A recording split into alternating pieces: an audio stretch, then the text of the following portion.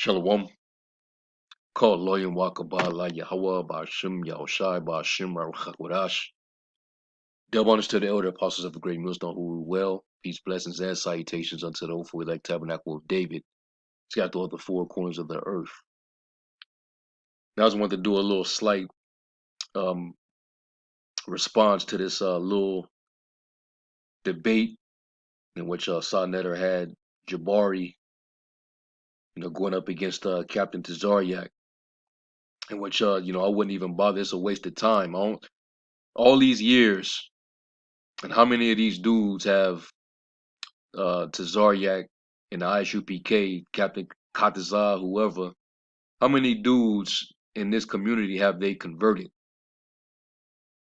All right. We know what happened with that one chick.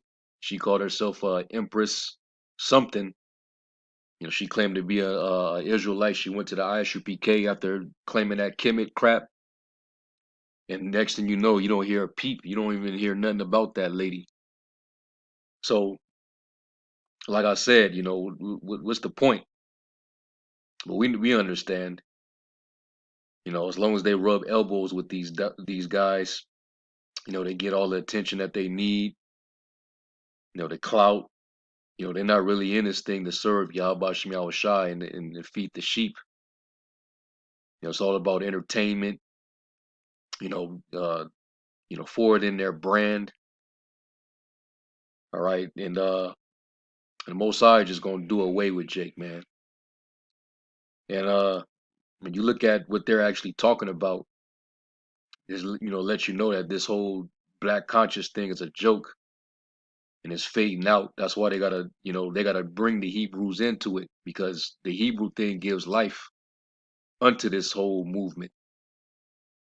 Same with these Christians, vocab, they all gotta talk about us or somehow, have us involved.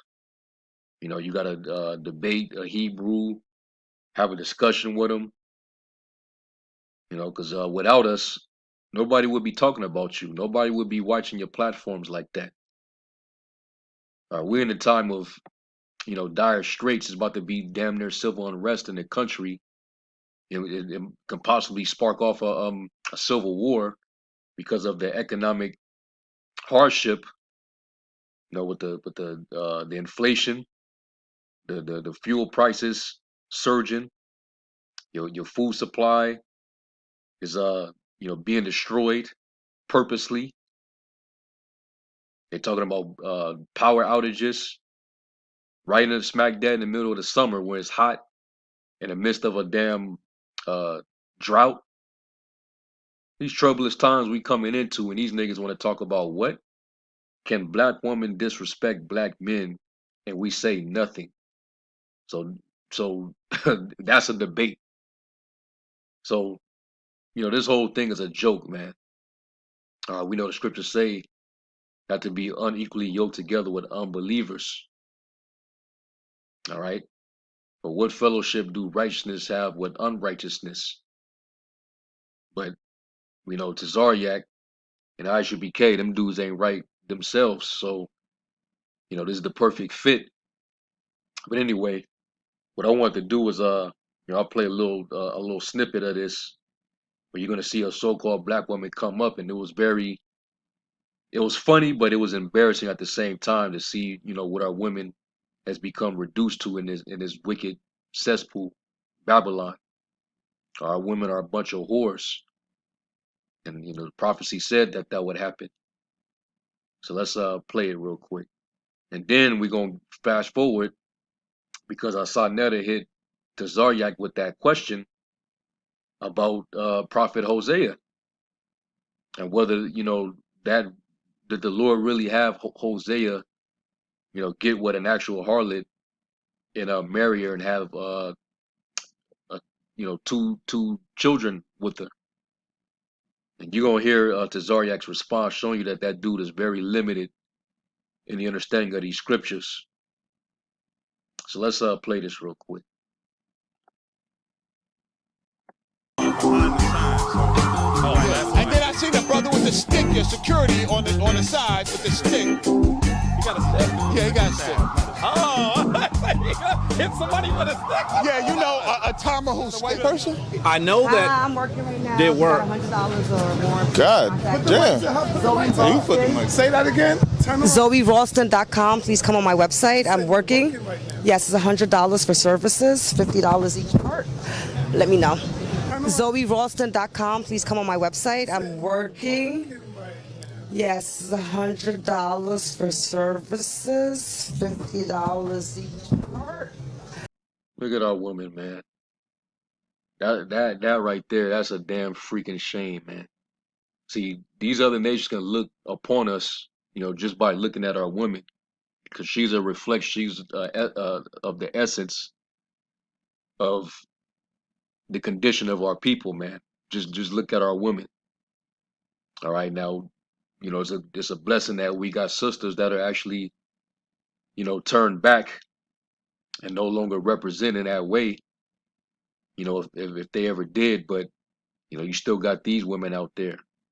Now we know the law says there shall be no whore of the daughter of Israel, but that's our nation is filled with them, and they have no shame whatsoever. This is how they out there walking around. All right, no shame at all whatsoever. So when these nations look upon us, like it says in was that Lamentations 2 and 15. Let's go there real quick. This is a freaking shame. No more class.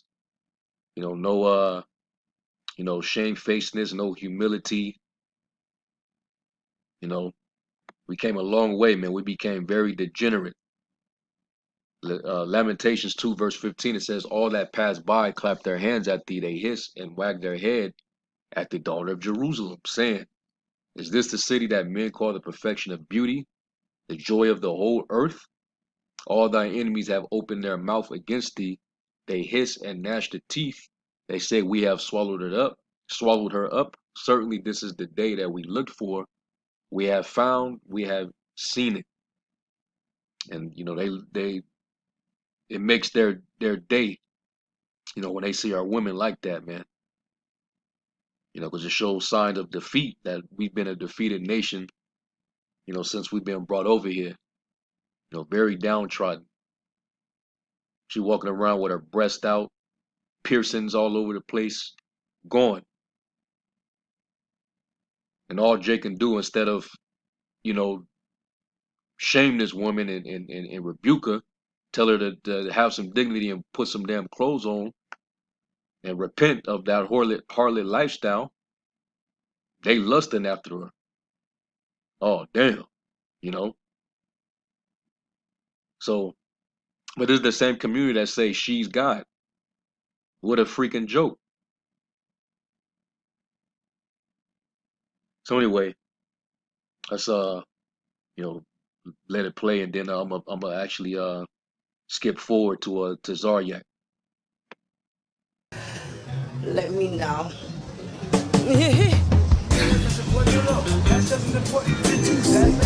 I'm glad I did not see none of it, thank the Lord. And y'all say the black woman is God. And that's a joke. That's why they find it funny. That's a freaking joke, man. They don't believe that bullshit. All that's all been a ploy, to try to get women, man, to get between their legs, man, telling them what they want to hear. All right, they don't believe that shit. But anyway, skipping over, we're gonna go to maybe the 15-minute mark. This is when Sanetter actually decides to, blow some smoke towards Tazaryach, with a question. Let's go real quick. 15 minutes. You have done. Thank you. I appreciate that. What I know is that the only I'm about to tell you. Let's hear it. So now, in front of the camp, we're talking about, I think most of the brothers right now have been talking about homosexuality and how it plagues us, and how a lot of it stems from child molestation, being raped. I would have asked her, who made her think like that? What was her childhood like?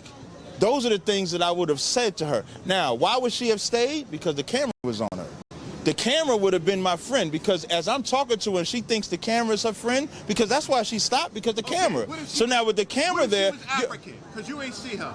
now you change it. Now you adding another what if. But you didn't see her. What if she was African? As a sister, I'm glad Jabari's here, because I could talk to Jabari. I'm going to ignore you now, because you make absolutely no sense. So now, that's what we would have done if she was in front of here. Now, let's say if she would have walked away and not wanted to hear us, at least we tried at that point. Y'all didn't even try let's gear up. The Y'all didn't even try. here, the responsibility it's ours. Right, so now if you think about Jabari, you was talking about the killings, right? And before she took that mic, I was saying that where we're at, and I even said, whether you follow Jabari's Kemetic belief or my Israelite belief, a lot of brothers and sisters are kind of waking up out of that very thought process. And so it's our job to arm, like the way that... Skip. Oh, yeah. That, you know what I mean, prostitution... We were stunned. I honestly, all of us were startled. Reggie in the shot. I honestly feel these two are going to be at it. And I'm in the middle. Do you see how this happened to me, family? I'm just saying, we have a lot that ails us. Now, let me... Pasties on. She had pasties on. And what else did she have on besides a dress. And a short skirt. A short skirt. Everything was exposed. Everything, so it's just her breast. Now, here's the deal. Right. Here's the deal. None of that woman's frontal attire. I did not hear nothing that she said. Prove you wrong. Wait. Now I'm gonna prove you wrong. 3 weeks ago, we was in front of Harlem. Shema Wallace standing right here. And she started speaking. It's on YouTube right now. Now, what the... If that was because, let me tell you something. That would have been the most excellent teaching opportunity. But it didn't happen. Because you didn't let it happen. You let her walk away. It's not that you did. She did not let it happen. You let her walk away. But you know what? This is all about community. He got a But wait. Let me say something I think. And mostly when I see women come, do you think I expected to bleed onto your screen? She did have a bag. You're right. The Most High. You know this. Yeah. Here we go. No problem. All right. Took me a while, but here it is. I didn't know the exact duration mark, but now here we go. A prostitute. We talked about it yesterday. Don't act like that. Remember. Now, here's the deal. Right. Here's the deal. Let me tell you. Go ahead. You know why I gave him the mic? I gave her the mic just like your Jesus gave her the mic. Remember? Yahweh, he told one of your prophets to marry that whore in the Bible, and he married the whore, a prostitute. We talked about it yesterday. Don't act like that. Remember, the Most High. You know this. Yeah, get it right. No problem. So now, when you read Hosea, the first chapter, it's not a literal woman. It's a metaphor. Go with this again. When you read, all you got to do is read chapter 1. Y'all hear this, fool? So it was just a magical. It was just a figment of Hosea's imagination, and the Lord calls a woman, in his imagination, to come to him, so he can lie with her and have two imaginary children. That would be symbolic for the nation of Israel. This is what Tazaryach is actually saying, that the Lord didn't literally tell Hosea to go to a woman of whoredoms and to lay with her. So you see that this dude Tazaryach, and he's always done this. He's a very emotional dude.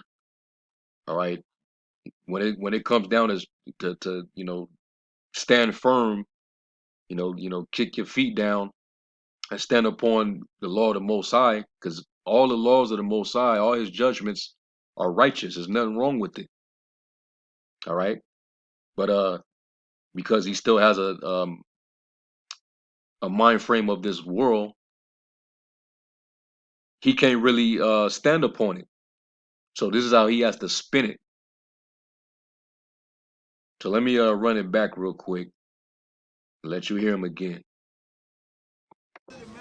The Most High, the Most High. You know this. Yeah, get it right. No problem. So now, when you read Hosea, And Sarnetta, he don't understand why the Lord told Hosea to do what he did. You know, he just, you know, knowing how this dude is, he got to sell his content, and he always got to point out certain things in the scriptures that can cause controversy if you don't fully understand, you know, the position or the context. You know, so you know he's that type of dude. Oh, look, your Bible says this or your Bible says that, without fully going into the complete understanding. All right, see, that's one thing. When you read these scriptures, let's go to Proverbs 3:5, and it says, "Trust in the Lord with all thine heart, and lean not unto thine own understanding." And then let's also get 4:7, and it says, "Wisdom is the principal thing; therefore get wisdom, and with all thy getting get understanding." So you got to understand, all right, why certain things occurred, why the Lord did the things that He did. All right, and he's Tazaryach is partially right when it concerns Hosea going to a woman of whoredoms. Yeah, it was symbolic, but it did literally happen. All right, but it was just to illustrate how Israel was playing the whore to the Most High. So the Lord instructed him to actually do that. So let's hear him break it down, and then we're gonna go right into the scriptures. All right, because by his logic, the instructions that he gave Isaiah, Ezekiel, you know, several other prophets, maybe those things did not literally happen. So I'm gonna point that out. So let's listen. the first chapter is not a literal woman, it's a metaphor. When you read, all you got to do is read chapter 1 and chapter 2. It's about the children of Judah and the children of Israel, meaning the northern kingdom and southern kingdom. You get the same thing in Ezekiel, the 16th chapter, when it talks about the two sisters, Aholah and Aholabah. It's a parable. That's all it is. What did Christ say about the whore? What whore? When he said she gets more what? I don't know what you're talking about. You know what I'm talking about? Paraphrasing when he came. Okay, so Hosea 1 is a parable according to Tazaryach. When the Lord told him to go get with a woman of whoredoms, this is just a parable, right? So Hosea really didn't have a real wife, and he never had any children. Hosea 1 verse 1, and the word of the Lord that came unto Hosea the son of Beeri in the days of Uzziah, Jotham, Ahaz, and Hezekiah, kings of Judah, and in the days of Jeroboam, the son of Joash, king of Israel. The beginning of the word of the Lord by Hosea, and the Lord said to Hosea, Go, take unto thee a wife of whoredoms and children of whoredoms, for the land have committed great whoredom, departing from the Lord. So he went and took Gomer, the daughter of Diblaim. So this is an imaginary person, and even though it lists that she actually has a father, you know, this is all imaginary. This is all just parabolic. So Gomer didn't exist, and Diblaim, all right, did not exist, all right? According to Tazaryach, according to his understanding, which conceived and bare him a son, and the Lord called his name Jezreel, which is I believe is Yazari Allah. All right, I believe it means seed of the power. Let me look it up.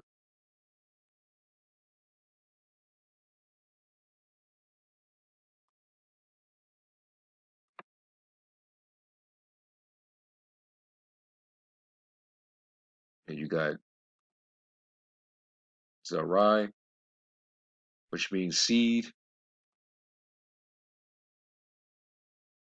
and then you have Allah, which is power. All right, so seed of God.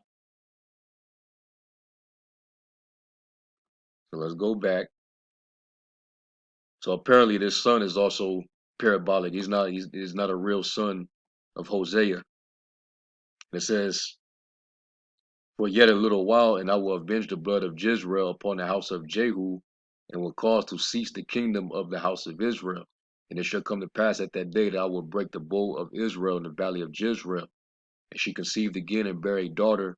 And the Most High Power said unto him, Call her name Laruamah, for I will no more have mercy upon the house of Israel, but I will utterly take them away." All right. And then he also had Lo Ami. All right. This is literal, even though this is meant to be, metaphoric for Israel's whoredom and how the Lord was going to take the mercy away from them and basically cast them out, with a bill of divorcement. And that's why, the Assyrians came and captured the northern tribes and took them out. And then eventually Judah got captured and carried out by the Babylonians. All right. So it was all foreshadowing that. But the Lord gave him the specific instruction to do so. All right. So Tazaryach, he just, he put his own interpretation into it. That was basically his exegesis. And it was totally inaccurate. Because by his same logic, Isaiah never walked around for 3 years bare, even though the Lord instructed him to do it.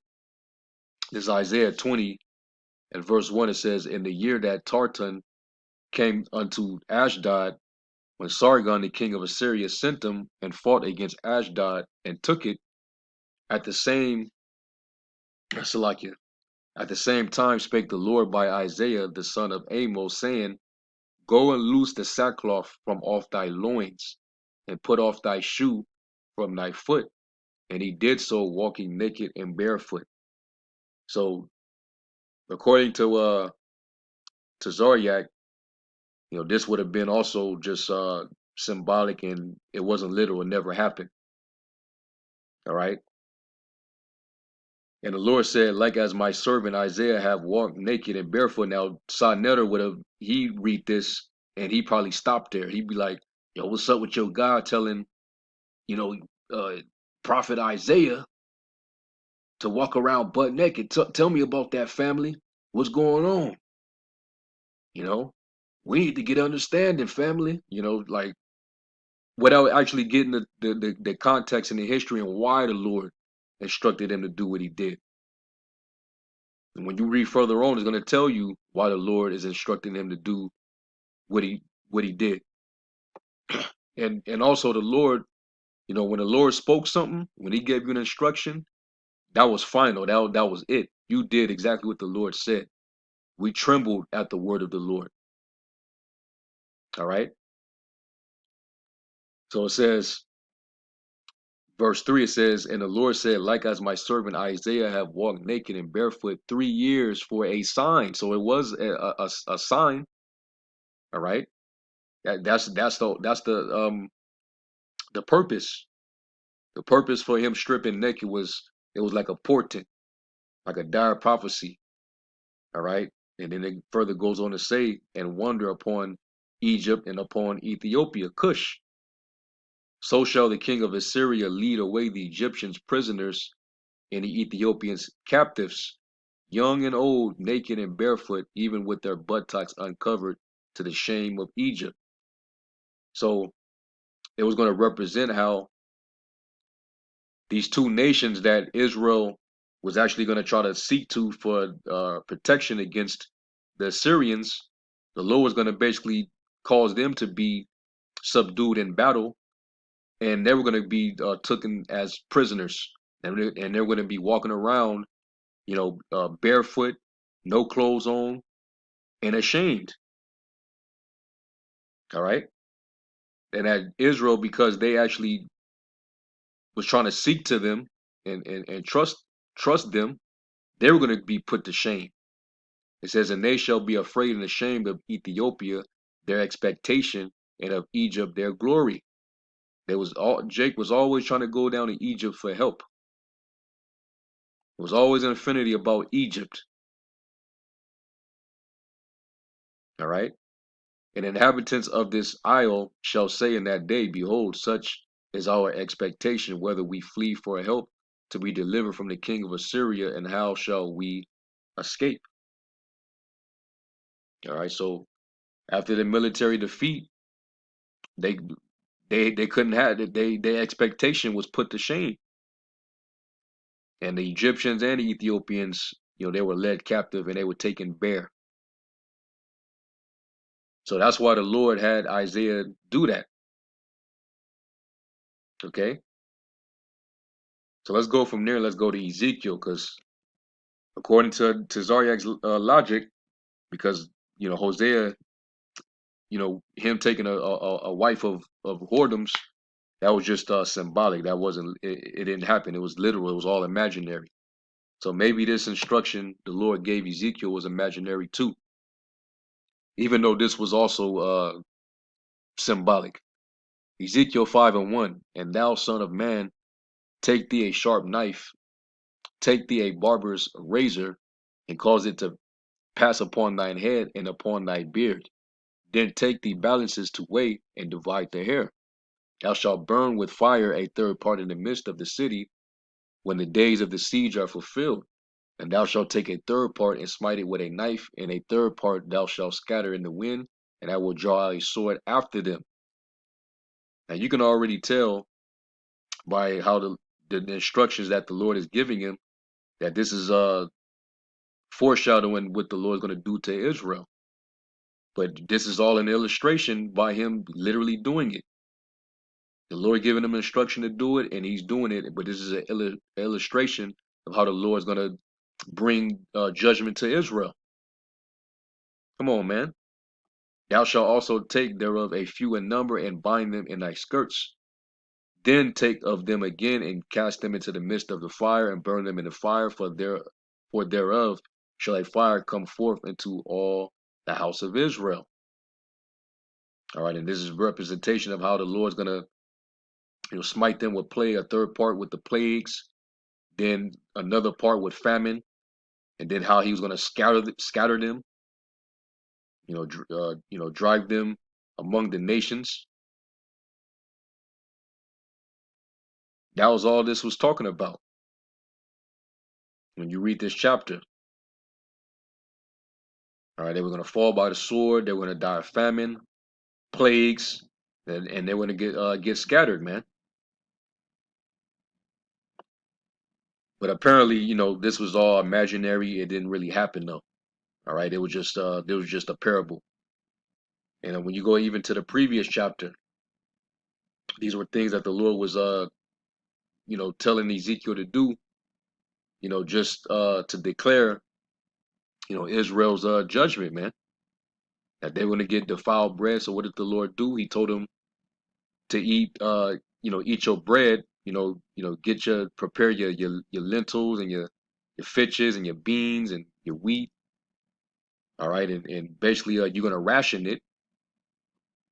And then he said you're gonna eat it with human shit. Ezekiel 4 and verse 12, it says, and thou shalt eat it as barley cakes, and thou shalt bake it with dung that cometh out of man in their sight. And the Lord said, even thus shall the children of Israel eat their defiled bread among the Gentiles, whether I will drive them.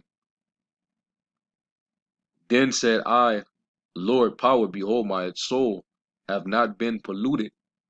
For from my mouth, from my youth up, even until now, have I not eaten of that which dieth of itself, or is torn in pieces, neither came there abominable flesh into my mouth.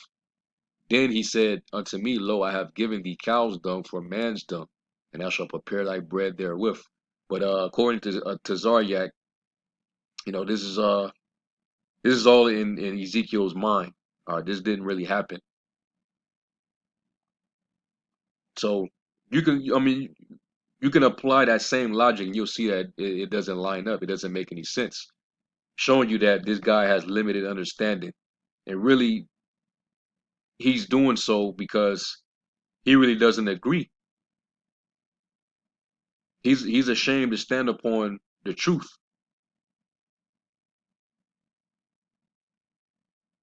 So hey, he got to deal with that. But the scriptures say what they say. If it was wrong for Hosea to actually deal with a harlot, the Lord would have never gave him that instruction. Matter of fact, let me get this in the Apocrypha.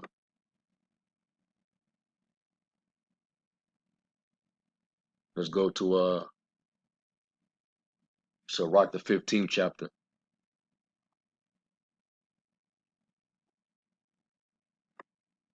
If it was an unlawful thing and we're not supposed to, deal with prostitutes or whatever, then the Lord would have never commanded Hosea to do that.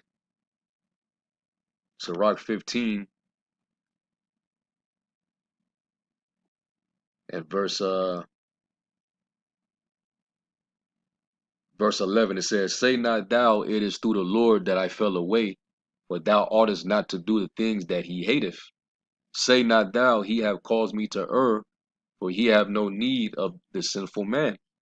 All right, and notice Hosea didn't say that. He never said, "Lord, you causing me to err. Why are you telling me to get with a harlot, a prostitute, to go into her and have children?" He didn't say anything because the Lord isn't causing him to err. He didn't cause him to sin. He specifically told him, "Hey, go and get you a harlot, get you a hoe, because Israel's they're whores to me, both the north and the south." All right, and I'm going to illustrate that. Go on and deal with a harlot, because that's what I'm dealing with. And that's a whole nother lesson dealing with the prostitution thing and all that. And which it is a shameful thing because, a woman that's, when she's a prostitute, that mean, she was ousted, from her family. She probably, who knows? But her family, they usually a woman was a harlot if her family disowned her and she had to make her way in order to, sustain herself and live. So that's how it happened. It says, verse 13, "The Lord hateth all abomination, and they that fear the Most High love it not." Let me jump down to verse 20. It says, "He have commanded no man to do wickedly, neither have he given any man license to sin." All right, unless you're gonna accuse the Most High of causing Hosea to do wickedly and give him a license to sin. So, you stand to be corrected, Tazaryach.